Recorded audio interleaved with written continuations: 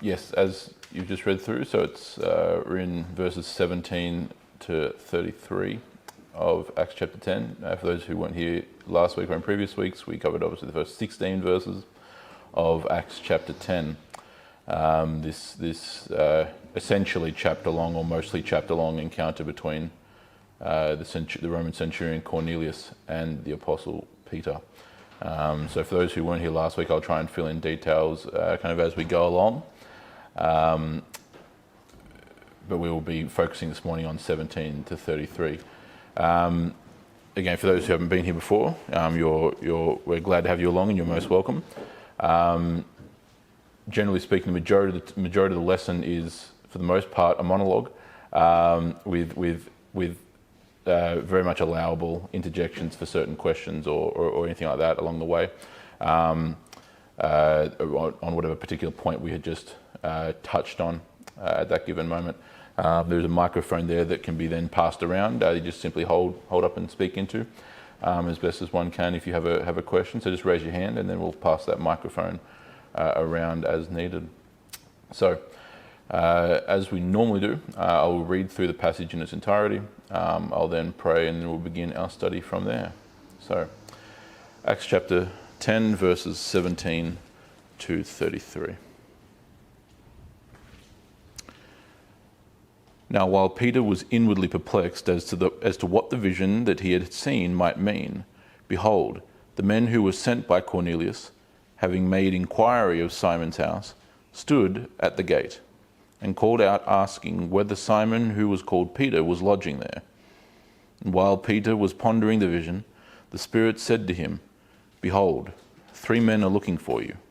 Rise and go down and accompany them without hesitation, for I have sent them. And Peter went down to the men and said, I am the one you are looking for. What is the reason for your coming?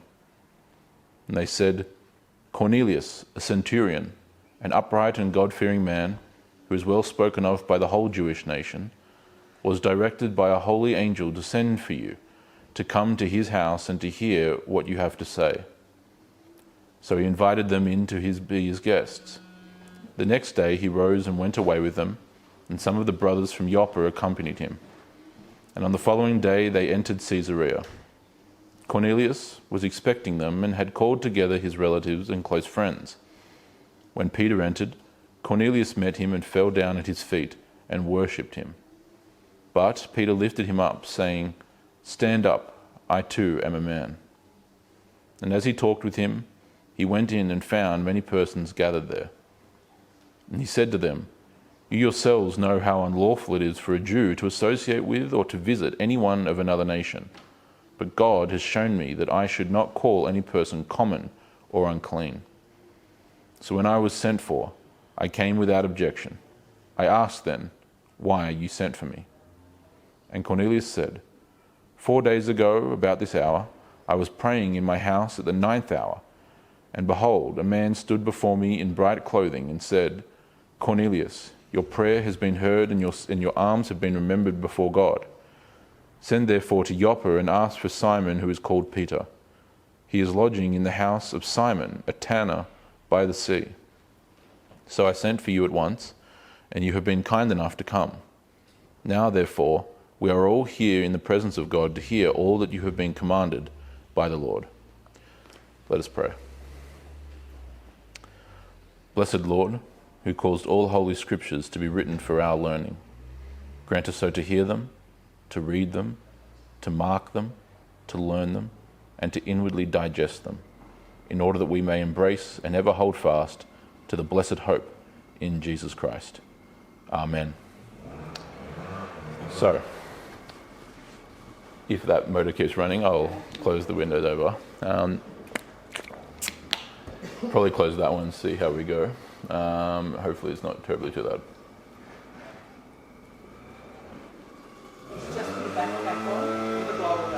Then we will close it over. Cool. Close them all over then. That'll be right.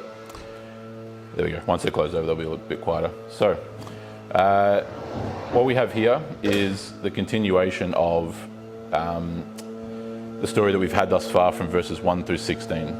Now, I'll try and speak up a bit louder so people can hear. 1 to 16, we had a bit more detail, and certainly a bit deeper detail than we do in this particular passage. This will be, as I said kind of beforehand, one of the easier ones that we've actually done, because it's really just a continuation of Luke filling in the account of the story. To give some backdrop for those who weren't here last week, we find the introduction to this man called Cornelius, this centurion. And a centurion was a Roman military commander in charge of, well, a century, which at the beginning of Roman military affairs was 100, hence the name century. By these days it was about 80, so not exactly 100, but nevertheless. He's stationed here in Caesarea Maritima. Now, for our past lessons, we've distinguished between Caesarea Maritima and Caesarea Philippi.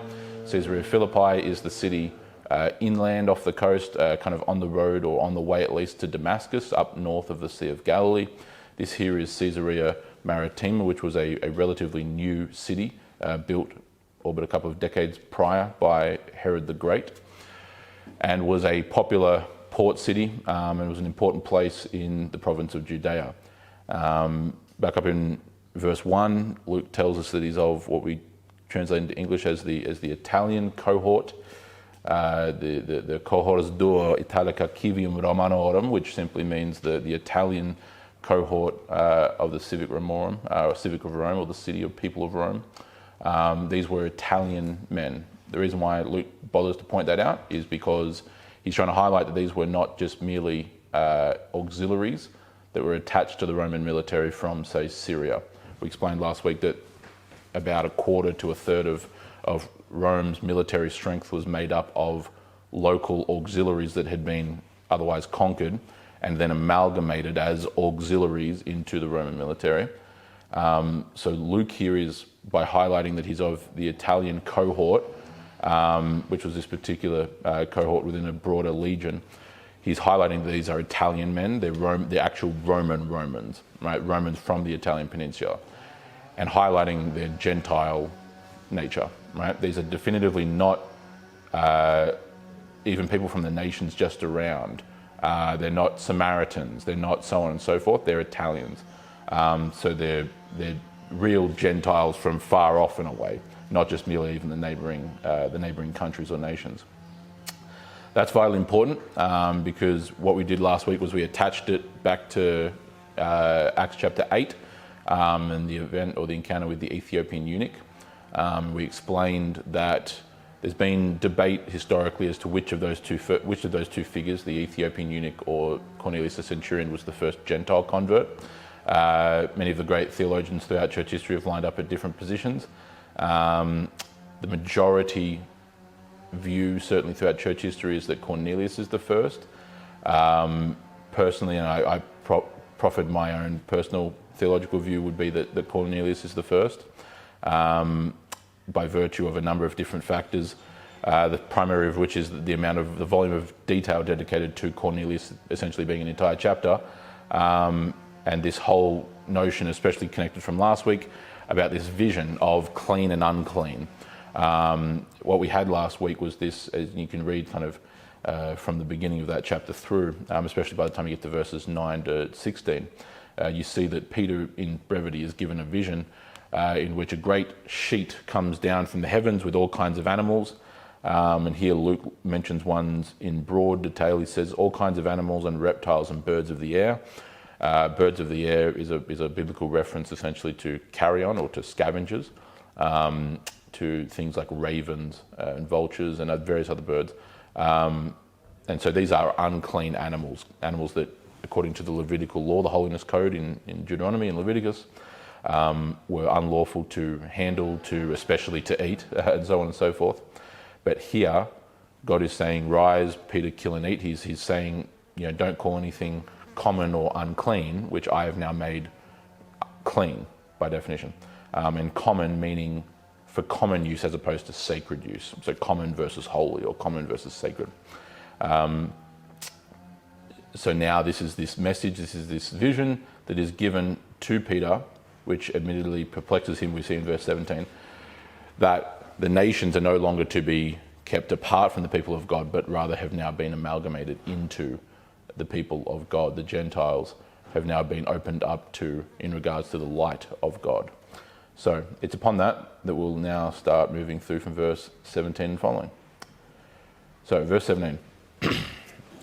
Now while Peter was inwardly perplexed as to what the vision that he had seen might mean, we explained last week that the three deliverings of this vision are mirroring or mimicking the triple denial of Peter back in the Gospels. It was a contrast, and largely why it's been set up that way.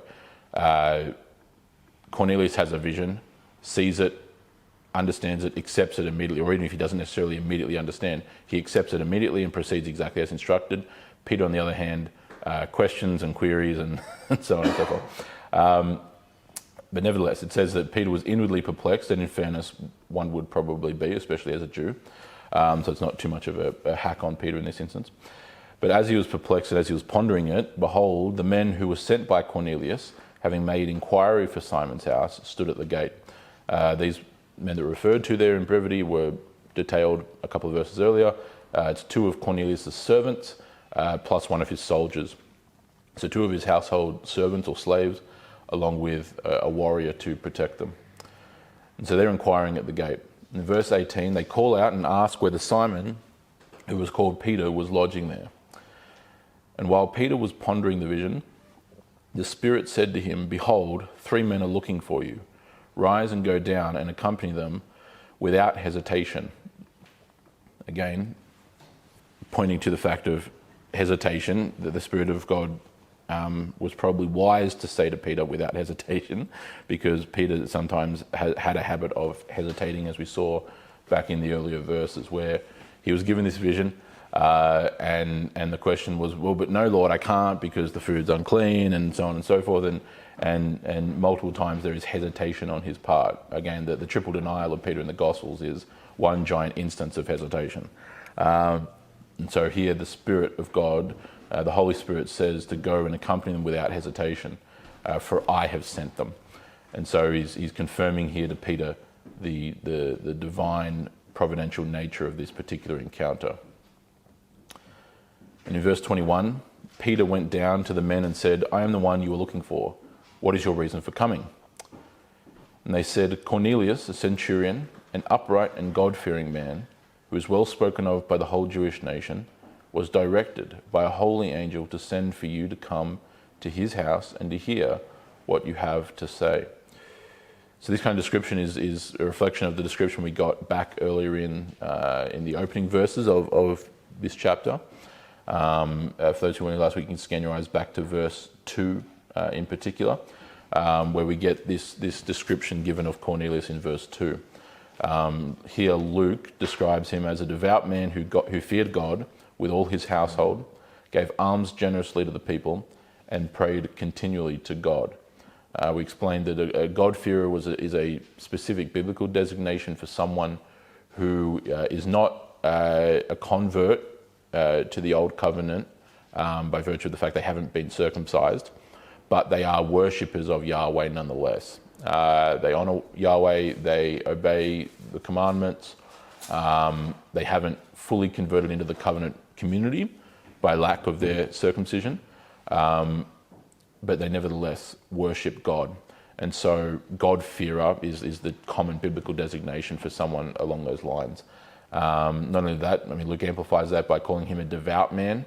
So this was not just merely something as a political ploy, so to speak, to placate the Jews under his particular civic authority, which he would have held in the area of Caesarea Philippi in the city, Caesarea Maritima. But rather he is a genuinely devout man, and he explains how he is devout by two factors: giving alms generously to the people, so alms as in the giving of charitable donations, so resources, money, etc., to the poor, in whichever way that comes, so giving alms generously to the people, and praying continually to God. And again, when it says giving alms to the people, it's not just generic people, it's referring specifically to the Jews. That's the way you find when you go through and catalogue the ways in which that's referred to biblically. The concept of giving alms is not just like this throwing out cash and seeing where it lands. It's giving alms to the poor of God's people is the primary designation of how that term gets used. And he prays continually to God.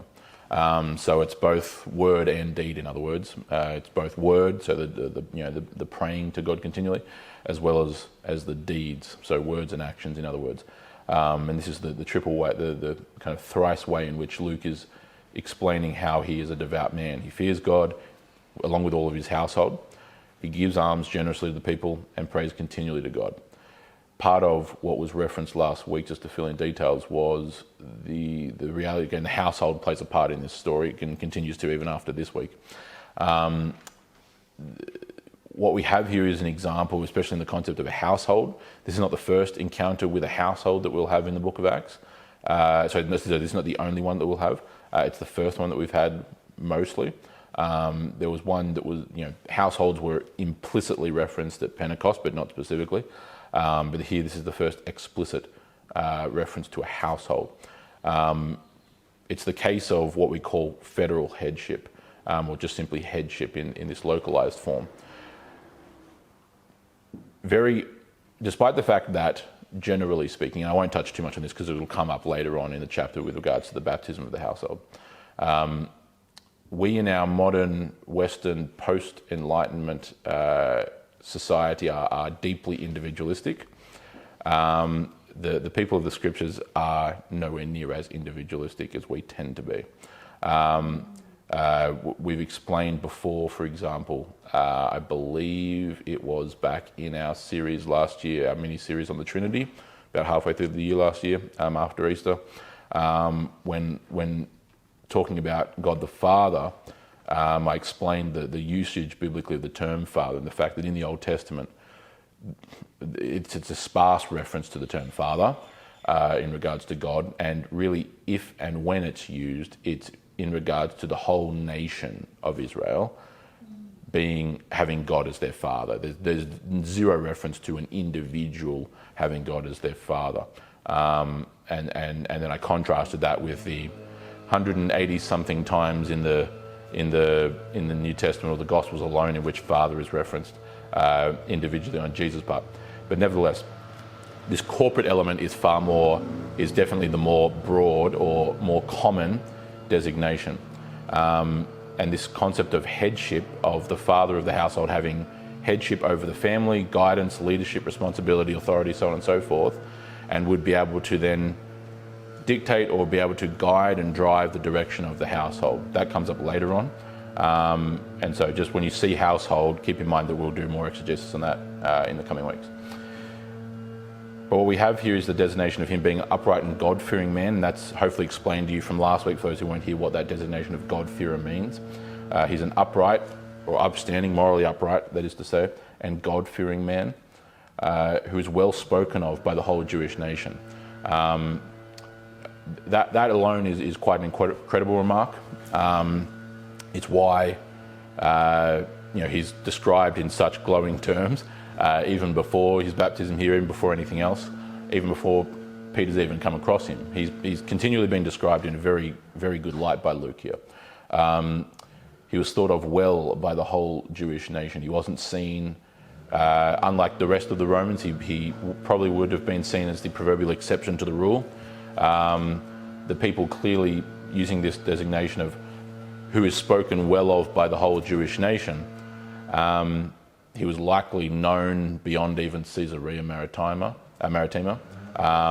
He was probably known for being not a foreign oppressor, but rather one who had come and who had accepted the ways of God and who had converted to his law, and by placing faith in him and following him and serving him and so on and so forth, these designations. All these descriptors, what is it doing? What Luke is doing here is really he's almost laying it on too thick in some sense. What he's doing is he's really hammering home the reality that, again, what we have to do is we have to try and put ourselves in the mind of a first century Jew in this case, right? Because what we've had thus far is 10 chapters worth of only Jewish converts. Be they Jews in Jerusalem, so Hebraic Jews, or as probably most of them would have been at that point, at least at this particular juncture, Hellenistic Jews. So that is to say, Jews who have come from anywhere that's not Jerusalem or Judea. And that's what happened back at Pentecost. There's this great, if you go back and read Acts 2, for example, you'll see this listing of places in which Jews were in Jerusalem for Pentecost when the Spirit of God was poured out that fateful day. You had people from all around. You had from Rome, you had from Greece, you had from North Africa, what was called Libya in these days, even to the east beyond the Roman Empire, up into what would be modern day Iran or Persia. The Hellenistic Jews that had come from Greek culture, but who all nevertheless were still ethnically Jewish. Different culturally, different linguistically, but ethnically the same. What he's doing here in this great transition of now, and I mentioned last week, and I think I haven't mentioned thus far, we're in the year roughly 40 AD at this point. Okay, so we're roughly 10 years into this, into the New Covenantal age. So 10 years. So it's been 10 years that the church has been going, the Church of Jerusalem, and now these other churches around Judea now at this point have been going. And we're now starting to get an actual pragmatic opening to the Gentiles.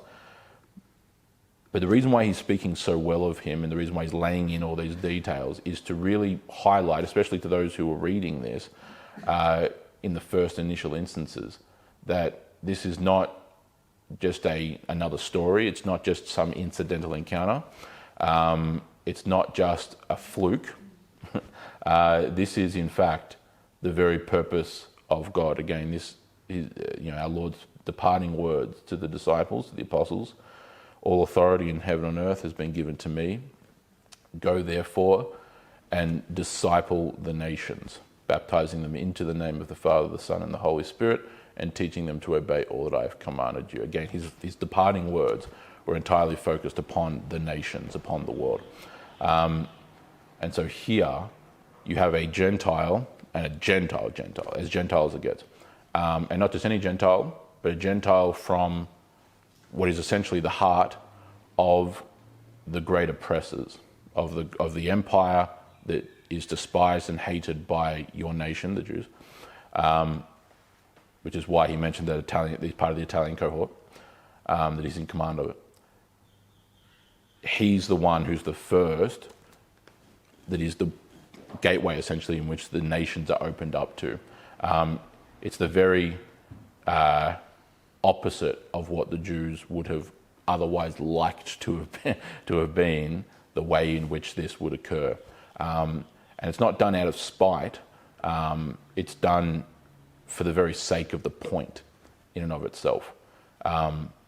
It's no different than the parable of the Good Samaritan, as we refer to, and so on. And the whole point of that is this concept of this one in which would have been referred to as a dog, literally and figuratively, who was treated as such, certainly, who was the one who rather, and again, there's lots of points that can be taken in that story, but one of which is that the Samaritan is the one who essentially showed up all the well-to-do, nice, holy, religious Jews who just simply walked on by and did nothing. Here we have one who is spoken of well by the whole Jewish nation. He's a God-fearer. And he was directed by a holy angel, as he says, to send for you, Peter, to come to his house and to hear what you have to say. This is the message he gets from the messengers that have been sent from Cornelius. And so he invited them in to be his guests. The next day, so second half of verse 23 there, the next day he rose and went away with them, and some of the brothers from Joppa accompanied him. So this is saying some of the other fellow Christians, so he brings along other Christians as well.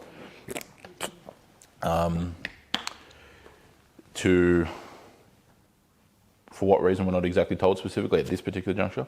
There would be largely, a good reason for doing that would be to then have other witnesses that can then go and tell the story and then spread that story around.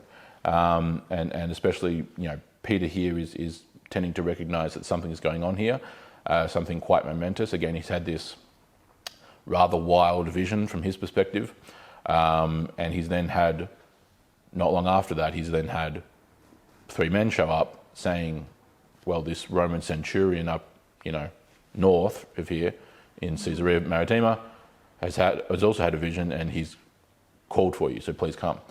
So Peter, probably recognizing the momentous nature of this particular encounter, brings fellow Christians from the church at Joppa.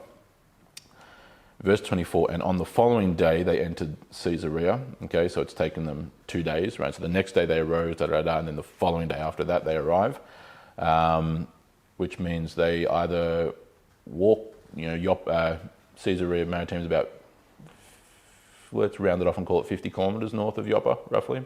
It's about here to Penrith, essentially. So they either walked at quite a click, or they rode really slow horses. Or they just stopped along the way plenty of times, which they probably would. It's likely they maybe had horses. Either way, they arrived 2 days later, and is the point that's being drawn here.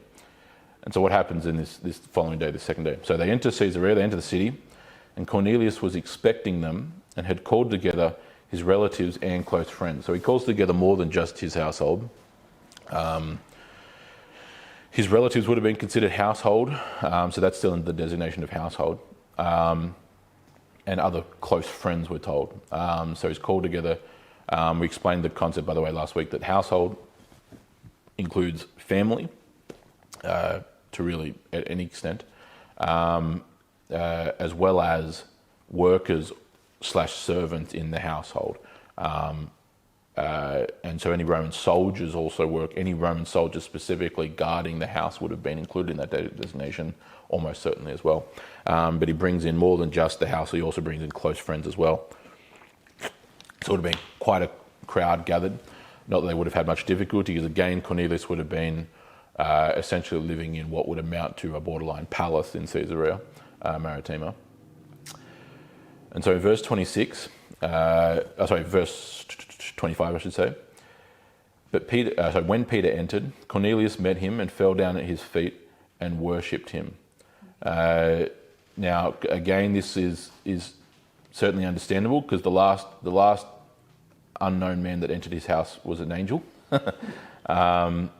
And so he's either perhaps thinking that that's who is now visiting him again, or a similar kind of figure, or more importantly, he knows exactly the fact that it is Peter, but he's showing the level of esteem and veneration that he thinks Peter warrants, which is nice. I explained, this kind of goes coming up during our series. It'll be a bit of a focus.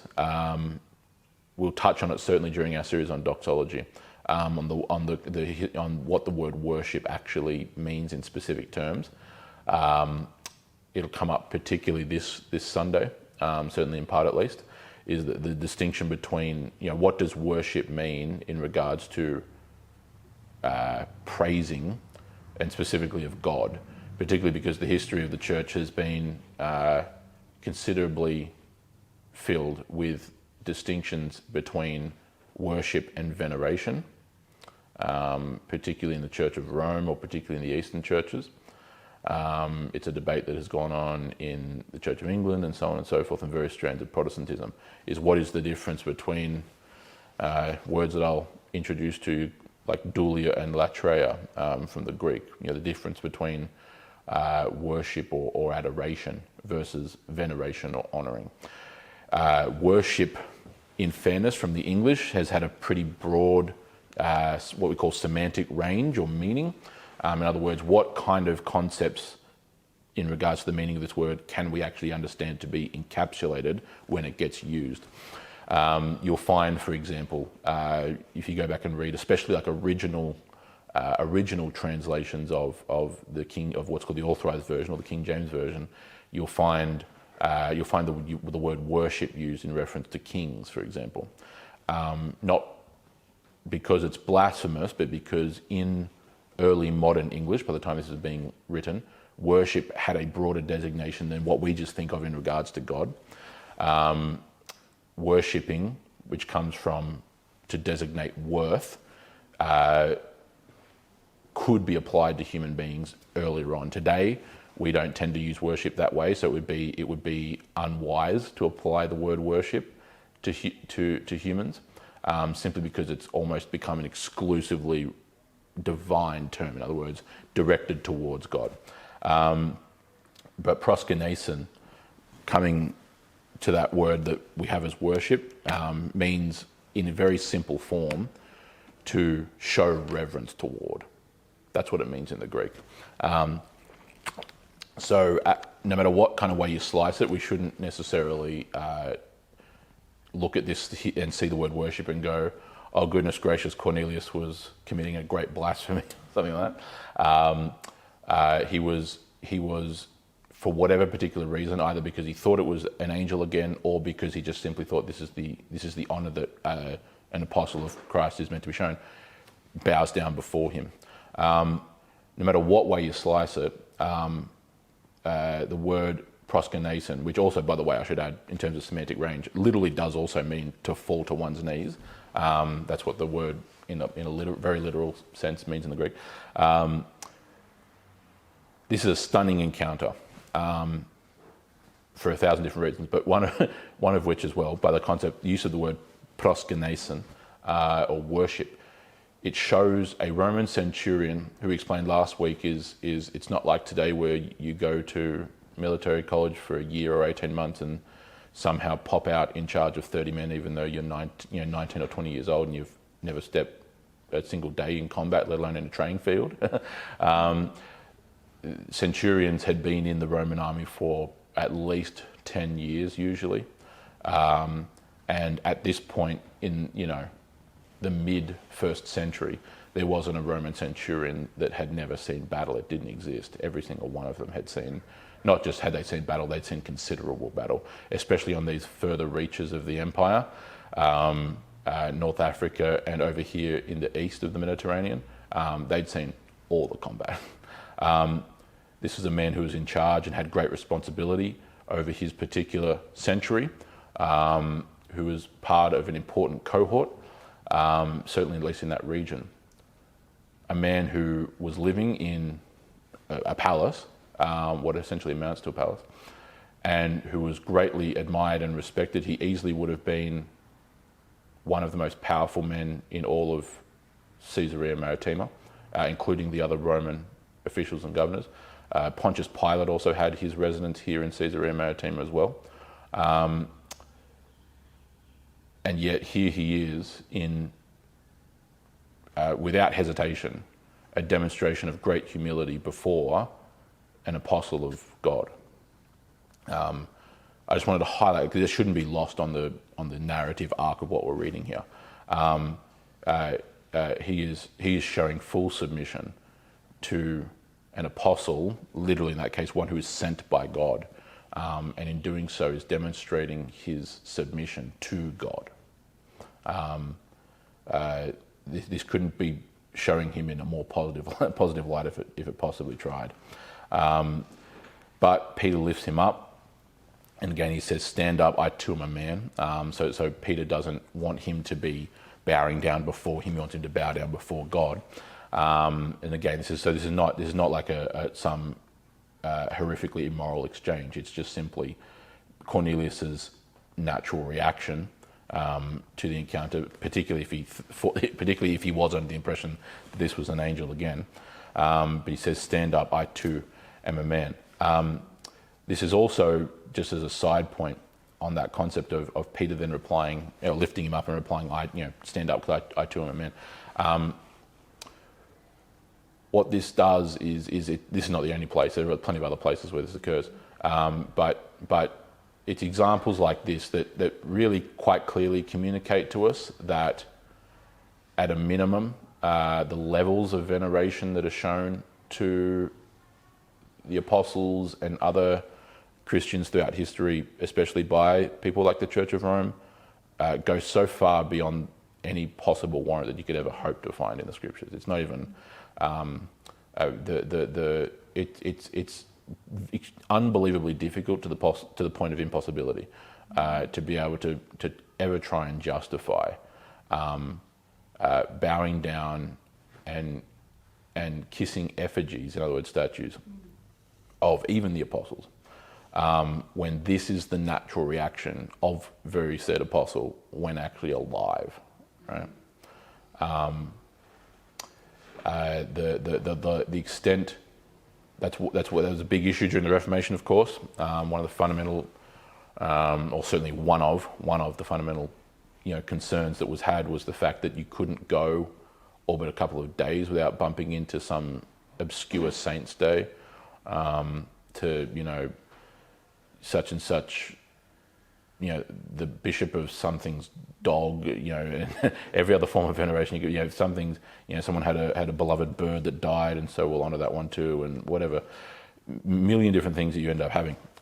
This entire catalogue of incessant honourings of Christians past, and that's not meant to be the denigration of those saints either, especially if they were martyred. We should honour what we call the church triumphant. We here as the church, we here on earth have been referred to historically as the church militant, the church at war, the soldiers of Christ. You use Paul's examples, say for example in Ephesians, in contrast or alongside of rather the church triumphant, those who are now in the presence of Christ. We should honour them for sure, absolutely. But the way and the extent to which this has gone, and started to go, particularly by the late medieval period, so 13th, 14th, 15th centuries, and then that has only been amplified even further now. Show these kinds of the passages and these simple, otherwise pithy remarks or sentences are just strung together to demonstrate that it's extremely difficult to justify it, and that's me being generous because it's pretty much impossible to justify the level and the type and the scope of veneration that's given and adoration when this is the reaction of one of them when they're alive. Stand up, I too am a man.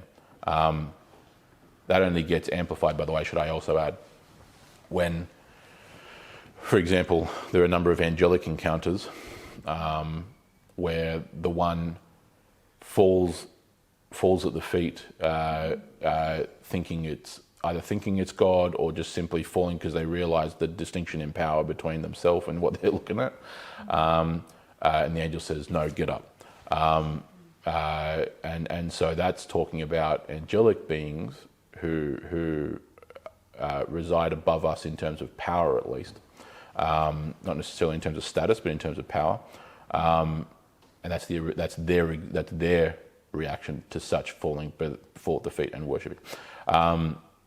Just wanted to highlight that. So, verse 27. And as he talked with him, he went in and found many persons gathered there. And he said to them, "You yourselves know how unlawful it is for a Jew to associate with or to visit anyone of another nation. But God has shown me that I should not call any person common or unclean." So again, this rightfully identifying. Again, this is why I'm being, I'm not being harsh on. I wasn't trying to be harsh on Peter last week either. His reaction to that vision was very much understandable, and it takes a surprising level of hubris to think that one of us, if we were also a Jew in that day, wouldn't have reacted the same way. His reaction to that vision was quite understandable. But here, he's explaining, you yourselves know how unlawful it is, because again, these would have all been Gentiles. The vast majority of which, if not literally every one of them, by the way, would have come over from Italy. So his family would have been brought over as well. This would have been a big move. Again, he's been stationed in Caesarea Maritima. His whole family has come over, potentially other friends of his as well, but obviously all of his household, so his servants, his troops, so on and so forth. So he's speaking to a house full of Gentiles here. And he explains, he says, "You yourselves know that it's unlawful for a Jew to associate with or to even visit anyone of another nation." Again, this was this designation, the distinction that was rightfully in place by God to distinguish the Jews from the nations around them. And here, though, Peter is showing that he understands, and he certainly goes on to explain when we get to next week, by the time we get to verse 34, he literally does say, "Truly I understand that God shows no partiality." And so we'll cover that when we get to it in our next lesson. So it's not illegal from the point of the Romans saying that the Jews are allowed to talk to the Romans. No, this is Jewish. No, this is Jewish. Yeah, this is on the Jewish end. So what's the penalty? So yeah, by this particular point, that would be up for historical debate. You'd have different examples of what's going on in the first century. The thing that makes it really obvious is to highlight and touch on, by the way, while I get there, is that this notion of being separate from the nations is both on the surface culturally easy, yet also pragmatically a lot harder. What I mean by that is this: you've been conquered and occupied for centuries now. You were conquered by Alexander the Great 300 years earlier. You were then maintained under the Hellenistic empires, particularly in this case the Seleucid Empire.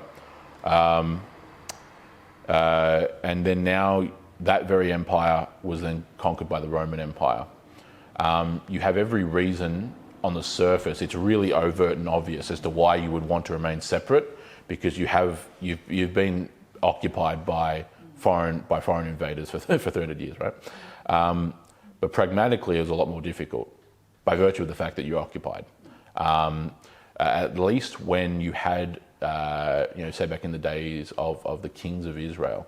Now, whilst they failed to occupy all the land of Canaan, and that was the very bane and foundation of their problems, because they didn't obey in their total conquest, they weren't necessarily in and amongst, just intermingled with the nations. The problem was that Canaan just looked like Europe. It was all these spots and dots. You had this controlled by the Jews, and this and this and this, but all between it was pagan lands, right? But inside the areas that Israel controlled, it was strictly Jewish. Yeah, I mean. Now that didn't really help them because they were still surrounded, they allowed the paganism to seep in. But that part aside, punishments varied, and in terms of what was actually being utilised as punishment at this particular point, I'd probably have to go back and have a look and read, say, if Josephus says anything or other such observations. But the biggest particular thing was, it was not so much a legal matter, although it was. It was much broader than just a legal matter. It was an element of cultural shame, right? So you wouldn't want to get caught fraternizing with the proverbial enemy, because you would become a social pariah. So the bigger consequence or punishments was the social element, and you see that through the Gospels, by the way. You see that with the woman at the well. You see that with prostitutes and tax collectors and so on and so forth, even if they were Jewish. But you see that come up in a number of instances, both ethnically and occupationally, in regards to things, occupations and ethnicities, which were out of bounds, right? And the kind of social shame that was brought upon by being associated, etc.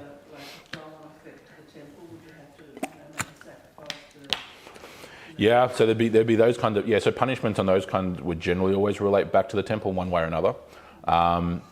In terms of, as I'm saying, but what the specific punishments that are actually being enforced at this particular point, I'd have to go back and have a look. Yeah, because there's not that the first century is the only example of this, but the history of Israel in the Old Covenant can often be chalked down to what was actually written in the law versus what was actually enforced, right? Because you're very clearly told, have no other gods but me. Well, the history of Israel, it can be littered with violations of it, right? So the distinction between what was the law in these days versus what laws were actually what was actually being done, So what was being done, I'd have to go back and have a look at. But the one thing which I can say with certainty is the social shame element was ubiquitous, so you wouldn't want to be found, walking out of the house if someone saw you walking out of the house, you know what I mean, that kind of thing. And so it had consequences like that socially. So, yes, it's unlawful for a Jew to associate with or to visit anyone of another nation. Again, he's referencing biblical law in this case. But, second half of verse 28 there, but God has shown me that I should not call any person common or unclean. And again, this is literally the words that were mentioned back up in verse 15, if you have a look there. Verse 15, a voice came to him again a second time, saying, what God has made clean, do not call common. That wording shows it a bit more specifically what's being referenced there. What God has made clean, do not call common. Logically, you would think, at least in English, you would say, what God has called clean, do not call unclean. Be saying, uses a different word, uses common. I tried to explain it last week, I'll cover it here again. These concepts of clean, unclean are going back to the holiness code of Deuteronomy, of going back to the list of things that were designated as clean or unclean. And that included people as well, lepers, women during particular points of the month, so on and so forth. But you have a lot of chapters like Deuteronomy chapter, I think 14 or so roughly, where you have the detailing of how to deal with leprosy if it comes into a house and so on and so forth. And lepers being put outside the camp or outcast essentially. These things, including food, peoples, etc., were designated clean or unclean. A similar word that's encapsulated in that concept of clean versus unclean is common versus sacred or holy. So for common use, for a really obvious example is you had, pottery that was designated as for common use, used for food in the house, versus that which was consecrated, which literally means to make sacred, for use in the temple or the tabernacle or whichever time period we're talking about here, but used in the temple, for example. So that was not common, that was sacred. And so the common versus sacred, that paradigm, and the clean, unclean paradigm are kind of intricately related to each other. They're intertwined in their particular meaning. They're technically two different concepts, but they're deeply related to one another. And so that which God has made clean, ritually clean, and thereby sacred, or able to be used for sacred use, do not call common. Does that make sense? Right. So in order for something to be consecrated, for it to be used for sacred use, it first had to be clean, as opposed to unclean ritually. The whole point of that vision, the whole point of this chapter, is that the Gentiles, who were unclean and therefore common, i.e. not for sacred use, i.e. not sacred, had now been cleaned by God, and now were able to be used for sacred or holy purposes, like the indwelling of the Holy Spirit. Okay, this is the one of the many layers. Again, different theologians have always lined up at different points about what exactly did Christ's work on the cross achieve. One such, the number of fundamental things which do need to be affirmed there, but one such fundamental thing is the reality of the redemptive or cleansing nature of the blood, which you sing about in hymns, for example, which we read scriptures of actually the ability for the Gentiles, for the nations, for those of us who are Gentile in that fashion, to actually be designated as ritually clean and even able to be used for holy purpose, particularly like God dwelling in it, right? And by it I mean us. And so the Gentiles have been designated as clean. It's one of the ways in which that barrier between Jew and Gentile has been broken down. It's not that the literal distinction between a Jew and someone who's not a Jew doesn't exist on the ethnic level, but beyond the ethnic level, these barriers and distinctions have been broken down. When I use the word distinction, by the way, I'm not just merely using that kind of off the cuff. Let me find exactly what word I'm looking for here. Yeah, verse 20. Rise and go down and accompany them, without hesitation. From my recollection, if I can go back through my Greek version.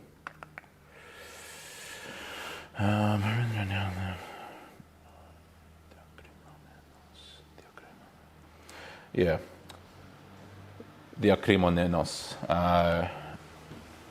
To not make distinction is a literal way of understanding diakrinomenos, without distinction, without separation, because again he would have looked at them and gone, okay, these aren't Jews, these are Gentiles, and initially for the majority of Jews that would cause hesitation, right? But the word that we're using, translating into English as without hesitation, carries a bit more of a literal meaning of without distinction, or without, partiality, without separation. So don't separate from them. Don't go, ooh, Gentile. No, go with them, because of this whole broader point of they're no longer unclean. They're now ritually clean by God, and now able to be used for sacred or holy purpose. So that's why I used the word distinction there, because in the Greek, it literally does mean without distinction. So, verse 29. So when I was sent for, I came without objection. And I asked then, why are you sent for me? And then verses 30 to 33 are essentially Luke filling in the recounting of what Cornelius then told him, which was essentially what had happened. Right, so verse 30, and Cornelius said, 4 days ago, about this hour, I was praying in my house at the 9th hour. We covered it last week, but the day began at the rise of the sun, which roughly 6 a.m., so the 9th hour, 3 p.m.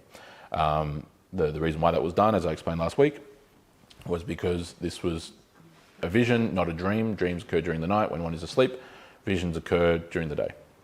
It's a simple way of thinking about them. So 9th hour, i.e. 3 p.m. I was praying in the house, and behold, a man stood before me in bright clothing. Now we saw again this man was angelic in nature, appearing as a man, to be able to be processed properly by Cornelius. And a man before stood me in bright clothing. Verse 31, and said, Cornelius, your prayer has been heard, and your alms have been remembered before God. And so again, he's paraphrasing here, because that's what he said. Back in verse 4, you can see that particular encounter. Your prayers and alms have ascended as a memorial before God. We explained the ways in which the concept of prayers, in this case also including alms, the charitable works, but encapsulated in the concept of prayers rising before God. It's the reason why incense was used, both Old and New Testament, as symbolizing the prayers of the saints rising before God.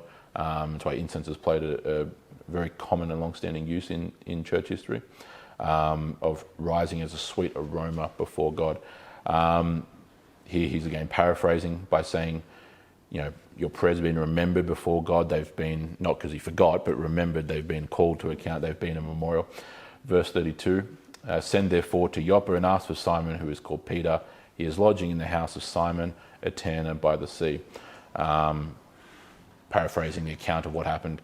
For those who weren't here last week, we also touched upon the fact that at the end of the end of chapter 9 ends with a almost throwaway line on Luke's part about the fact that he is in Peter, was staying in the house of Simon the tanner, which if you only read chapter 9 would just seem like some incidental detail, except for the fact that it set all this up. A tanner often would be working with things that would be designated unclean under normal circumstances. So the very house he's residing in was setting the proverbial stage for this whole clean, unclean transition, right? And so the very incident of him being in the house of Simon the tanner was entirely by God's providence for the very purpose of lobbing this point up, essentially. Verse 33, so I sent for you at once, and you have been kind enough to come. Now therefore we are all here in the presence of God to hear all that you have been commanded by the Lord. And so that essentially ends this morning's lesson. We then move on to the rest of the encounter in the following lesson from verse 34 onward. And so there's many more details to explore in the coming weeks, in the coming lessons. So, is there any particular questions or comments? Welcome up to question time now. Is there any particular questions or comments about anything, first off at least, from this morning's lesson? Yep. I just wanted to make a comment. Right at the end in Revelation, it's right in chapter 22. Yep. It's to do with the worship. It's like John, who was an apostle, Yep. who knew to only worship God. Yep. He actually bowed himself down and worshipped, tried to worship an angel, and it's actually in Yes, exactly right. 22. Yeah, yeah. And it says, he says, I'm a fellow servant. Yep. And keep the words of the book, and it says worship God. So that's actually that's right at the end. Exactly right. Yeah. Not the beginning. Exactly, and that's not the first time he falls. Exactly, No. and so that's what I'm saying about the word worship. The word worship has to be understood. Translating proskynesin as worship is perfectly good. They shouldn't change that at all. But you just have to understand what that's meaning. Proskynesin again literally means to bow down before. And so when it's using that word, it's actually literally describing what the person did. And so we translate that as worship or designating worthship, which is what it originally was in Middle English. But yeah, the angel, you're right there. The angel essentially does the same thing of get back up. Yeah. The other thing too is that some people worship angels, and that's what we should Yeah, do. exactly. We should Correct. be doing that. No, correct. No matter how powerful 100%. they look like. Yeah, exactly. And especially. It's not what God wants. Absolutely, 100%, and especially in the way that's why I was trying to highlight especially in the way that we use worship in contemporary English. We virtually never ever use the term worship outside of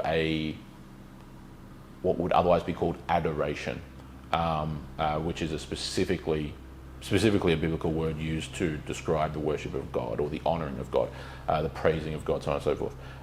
So especially today when worship has a very specific meaning in contemporary English, the worshipping of anyone who's not God, in general parlance, when we say worship, we should not worship anyone but God, based on how we use worship today. If you start talking about history, you need to start designating because it's been broader use. But yes, you're 100% right. The worshipping, the designating of divine honour and adoration, reserved for God. And that was my broader point, yeah, about the distinction between these things historically. It's humongous debate. I mean, the entire without spilling too much of what we have in our sermon coming up, the entire distinction that has been made historically by the Church of Rome or by most of the Eastern churches has been that adoration and veneration are two different things, and that they can be distinguished from another. That adoration is that which is given to God, veneration is that which is given as honouring someone who did great things or honouring someone who's worthy of honour. The fundamental problem is the fact that, I'm giving you a bit of a spoiler, but the fundamental fact is that the Greek words that are used to justify that, doulia and latria, get used synonymously in the Bible. That's the problem. They get used as synonyms, literally sometimes in the same sentence. And so it's a problem to try and bifurcate or to separate and cut them in two as two different things. They get used synonymously in the Bible. Yeah. So it's a problem. Any other questions or comments? Can I comment? Yes, you can. Yes, questions or comments, yes. All you've said today and the other weeks, every detail, when it's all put together in my head, I just praise the Lord for the excellence of the new covenant and how it's a much better covenant. Yes. And then I'm reminded in the book of Hebrews that the writer had to say, why do you want to go back to the old? And that's a bit like, well, the Roman Catholic Church, why do they want to cling on to those? Older, yeah, and exactly, yeah. I mean, the point that gets drawn exactly. I mean, it's the new covenant is to be thought of as the proverbial capstone on the covenant, on the other covenants, on the old covenant. The old covenant, which often gets again, people have different views on covenant theology, on how the covenants work specifically, but nevertheless, broadly speaking, the fundamental premise is still that the new covenant is not just this kind of out of left field, brand new thing that kind of just flies down like an asteroid out of the sky. It's the thing that was longed for and looked forward to. That's why it's prophesied so much of. It's the capstone on top. It was always God's plan. Absolutely, 100%. Yes. This new covenant where we're one man. Exactly, and the dwelling in exactly, and the dwelling in the indwelling of the Holy Spirit being the particular distinction. But all those details you're bringing out make it so much more interesting. Exactly, yeah. It's why the Apostle Paul writhes so hard against the Judaizers, the Judaizer heretics in Galatia. The premise of Galatians is essentially an apologetic against the Judaizer heretics. Those who, it's more complex than this, but in simple terms, to recall people's memory, those who were demanding that in order to become a Christian, you had to become essentially a Jewish convert, basically, first. You had to go through, it's almost like you had to go through the old covenant to get to the new, essentially. You had to get circumcised, you had to follow ritual cleansing, and was heresy of the highest order.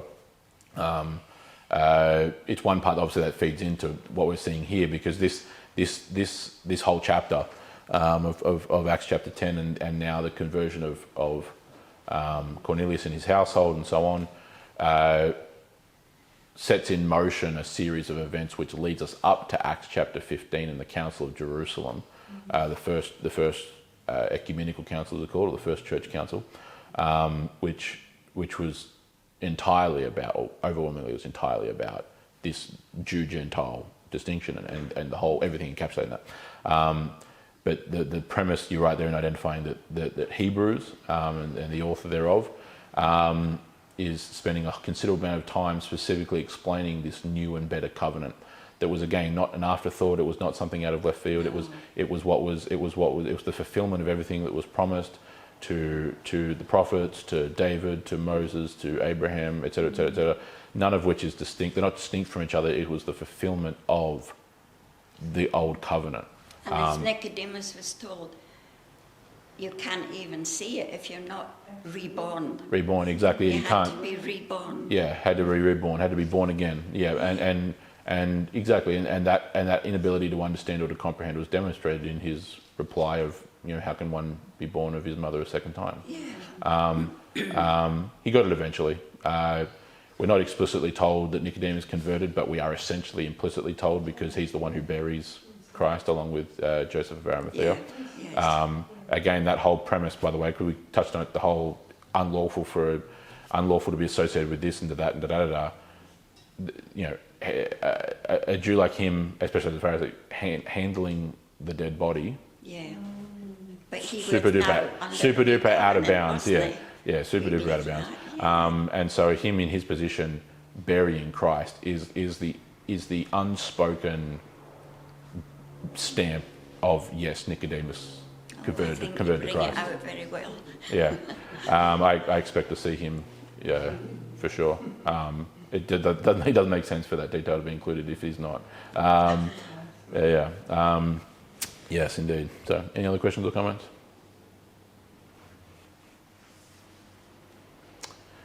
Very good. Alrighty. So, no drama at all. That's all right. So the next lesson will be moving from verse 34, and depending on how much detail I want to try and mine out, it'll either be the rest of the chapter, or we'll have it over the next 2 lessons. But either way, we'll be kicking off next lesson in verse 34 as this story continues. So, thank you, everyone. Thank you.